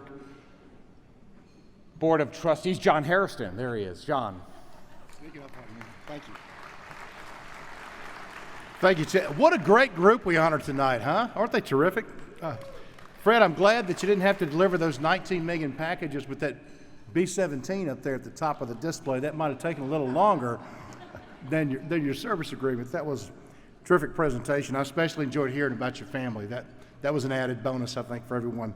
So without question, when you heard all night about the greatest generation, they produced some of the country's greatest historical military heroes, patriots whose courage and commitment and selflessness became benchmarks for leadership and service and their successors. Tonight, we celebrate the contribution of a truly remarkable group of men who for many years were some of the unsung heroes of World War II. I know that you've read and seen some of the films about the Navajo Code Talkers, and I cannot tell you how honored I am to be able to introduce them to you tonight. I should say Freeport-McMoRan and their CEO, Richard Atkinson, helped facilitate their being honored tonight and visited. Richard had knee surgery a few days ago and was unable to join, and I was so lucky to be able to pinch hit for him to be able to introduce this wonderful group of people. During World War II, the Navajo Code Talkers turned to their native unwritten language to create an unbreakable code that quickly became the fastest, the most accurate and the most efficient means of military communication at the time. The code talkers were critical to every major Marine operation in the Pacific Theater. Of those original 29, which became 400, only 4 remain with us today. We are so proud and grateful to honor those 4, those U.S. Marine Corps veterans, with the American Spirit Award tonight, paying tribute to both their ingenuity, their bravery, and remembering their fellow members of the Navajo Nation, so invaluable to America's victory. I am truly humbled, and I mean that word sincerely, humbled, to be in their presence and to have the extraordinary privilege of introducing these 4 very distinguished American heroes: Thomas Begay and John Kinsell Sr., Peter McDonald, and Samuel Sandoval. Peter McDonald is the president of the Navajo Code Talkers Association, now only membership of 4. Sam is vice president, and both of them are here with us tonight. We also honor Mr. McGay and Mr. Kinsell, who were unable to join us in person, but they are represented. I hope you'll enjoy this video. It's a really special treat.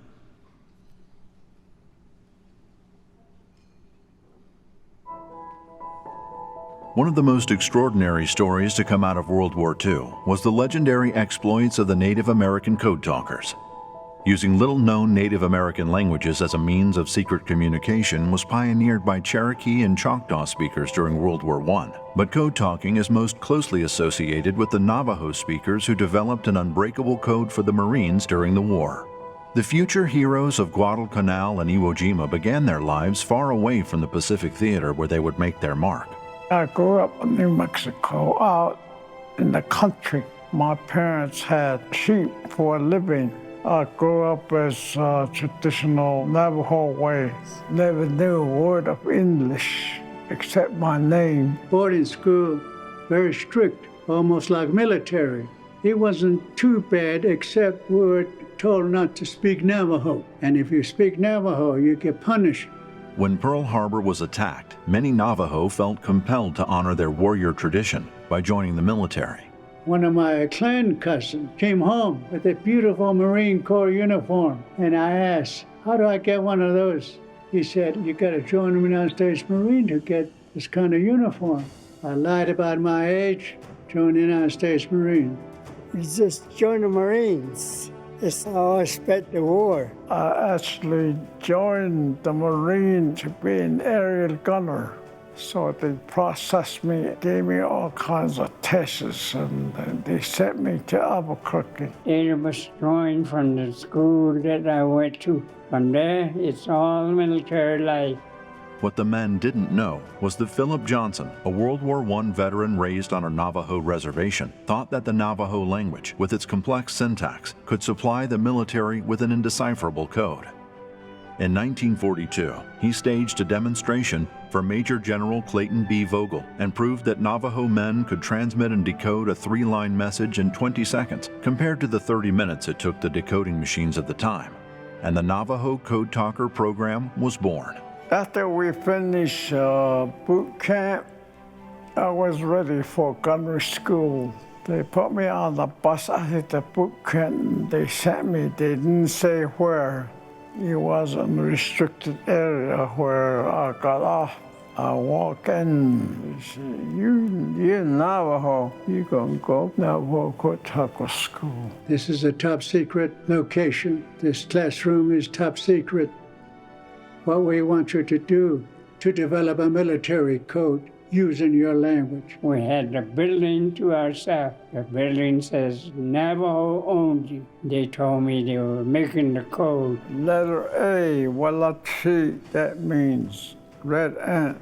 B, Shush, that means bear. D, a dog, said Chine. On down the line, all the way down to Z. Belton, which means guns. Submarine, they call it Beisho, that means iron fish. Jesho, buzzard, means bomber. So all these different things that relate to something. By the time I went in 1944, There were over 600 Navajo code words to be learned. Once you pass the test and get certified as a Navajo code talker, then you're sent overseas. We went through island to island, different islands through different parts of Pacific Ocean. Guam, Honolulu, Okinawa, and I stayed there the rest of the war. As a guy, he stepped out of mine. Boom! He only had one arm yet. He says, "Give me a cigarette. I still got one hand." So they light a cigarette for him. He took a puff, and he was gone. That's the way some of these guys died. The Navajo Code Talkers participated in every major Marine operation in the Pacific Theater, giving the Marines a critical advantage throughout the war. During the nearly month-long battle for Iwo Jima, Navajo Code Talker Marines successfully transmitted more than 800 messages without error. It was scary. You just had to stay in this foxhole with your equipment, radio, bullets, motor flying all over the place. Each unit had one code talker. Others had two. So we had that communication going. Communication for the entire landing is usually in the battleship. Navy assigns us runners to stand behind each one of us 24 hours a day. We receive it in Navajo code, we write it down in English, hand it over our shoulder. He takes it up to the bridge, gives it to the general or the admiral. They tell us it saved hundreds of thousands of lives. Without Navajo, Marines would never have taken the island of Iwo Jima. The Navajo Code Talkers were some of the most effective combat troops to serve in World War II, but it was decades before they could share their story, which was not declassified until 1968. Upon discharge, they tell us, don't tell anyone what you were doing. If they keep asking you, just tell them that you were a radio man, that's all, because it's still top secret. I didn't know that this was special. Thomas Begay, Samuel Sandoval, John Kinsell, and Peter McDonald, recipients of the Congressional Silver Medal for extraordinary service to their country, are the last code talkers still living. The National World War II Museum is honored to recognize them with the 2022 American Spirit Award. So many, not just Navajos, but many other tribes, volunteered to enter the war. We fight because we love this country. This is our country.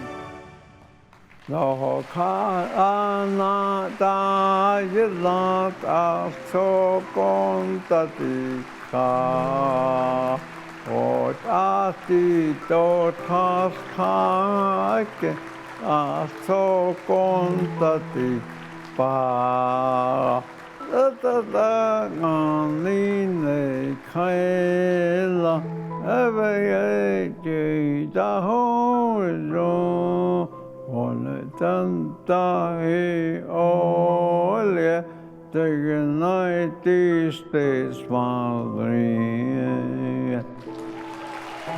Ladies and gentlemen, the Navajo Code Talkers.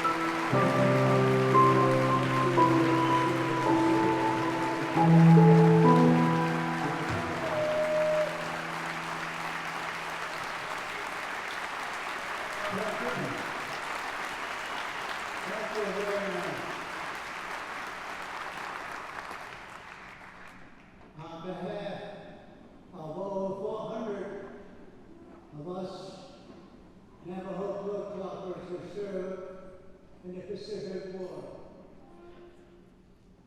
I and Sam humbly accept this honor you have given us by you, the real Americans, good people who love this country. Thank you very much.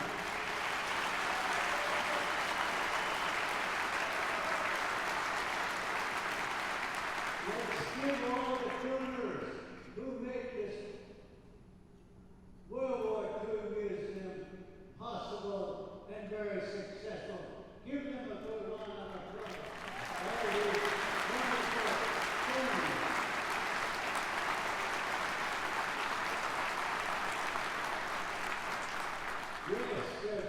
to be done, we all know. It only takes one man to make a big difference. I think about Paul Revere, one man on a horseback, warned the people of Boston as we read in history. Tremendous difference he had made. Well, there's over 100 of us here. You and us can make a big difference how this country moves forward into the future.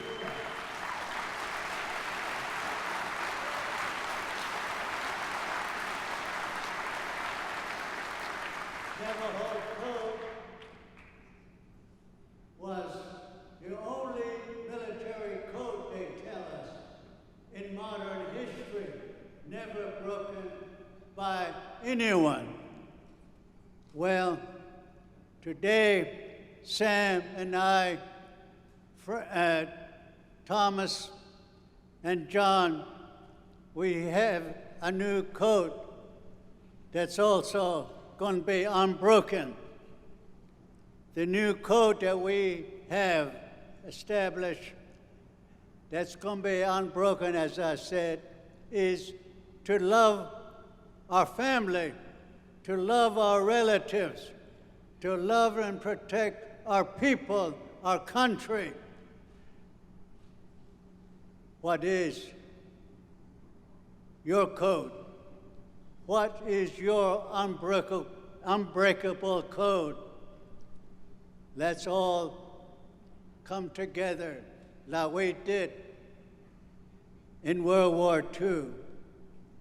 And each one of us will have an unbroken code for the next several centuries to protect this great country of ours, America. Thank you very much.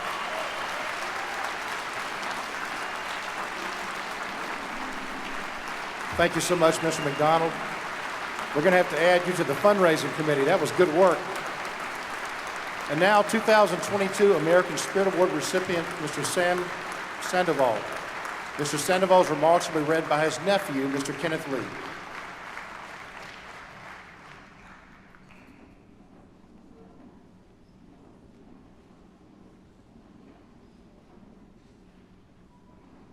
Good evening, ladies and gentlemen, and to everyone. My name is Kenneth Lee. I am Samuel's grandson.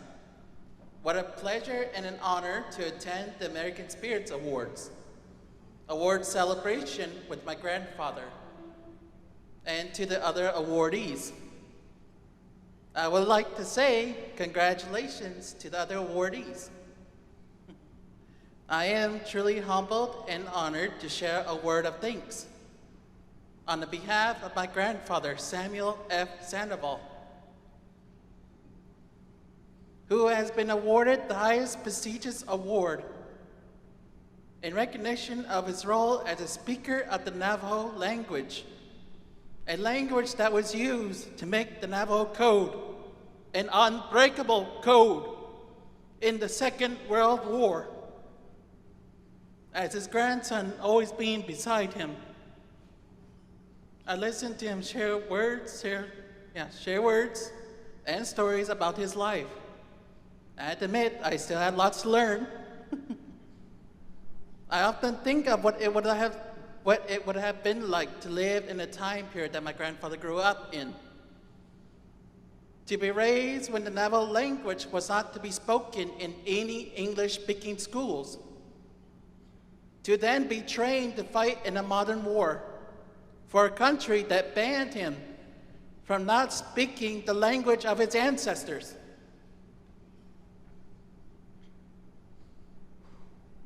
Only to be told to use the Navajo language as a weapon of war and into code words, a language he was not allowed to speak during peace.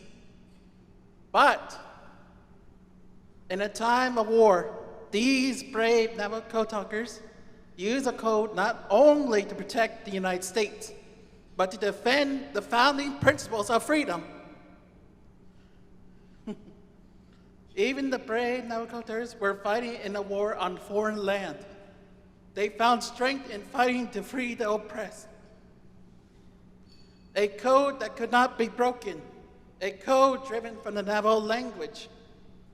It is important that we acknowledge that the Japanese Imperial Armed Forces were decoding every known American communication to harm American forces.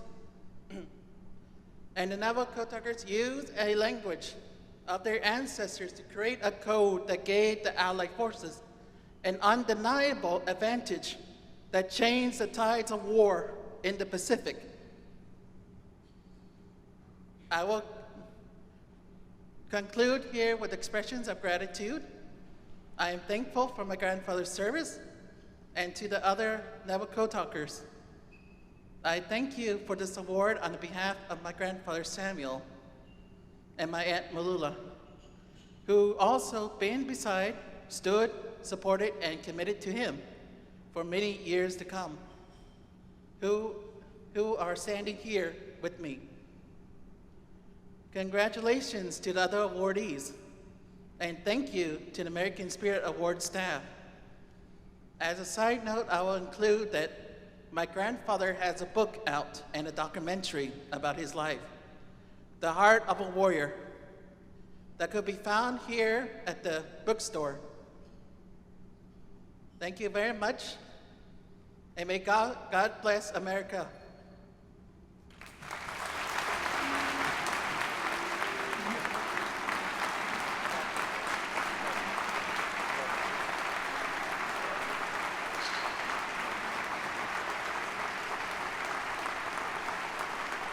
Thank you so much, gentlemen. Thank you, Kenneth. You did a terrific job. Accepting the American Spirit Awards on behalf of fellow co-talkers Thomas Begay and John Kinsell Sr. are Colonel Joey Strickland and Cecilia Sandoval. Let's give this extraordinary group, as a group, a round of applause. Thank you so much for your service.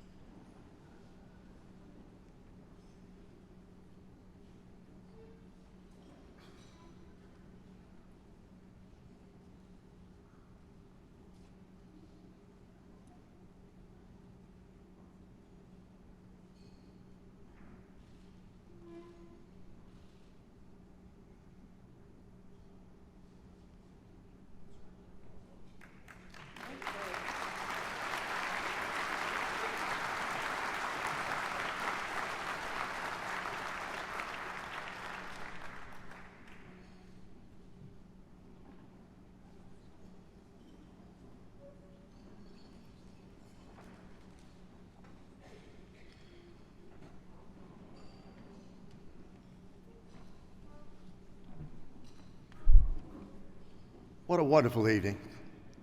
And Ted Wegland, you headed the selection committee for this incredible group of honorees. You've outdone yourself. Thank you. Just incredible.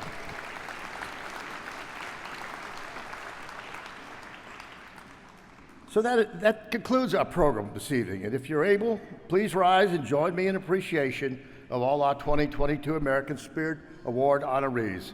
Thank you for being here tonight, and thank you for your support of the World War II Museum. Good evening.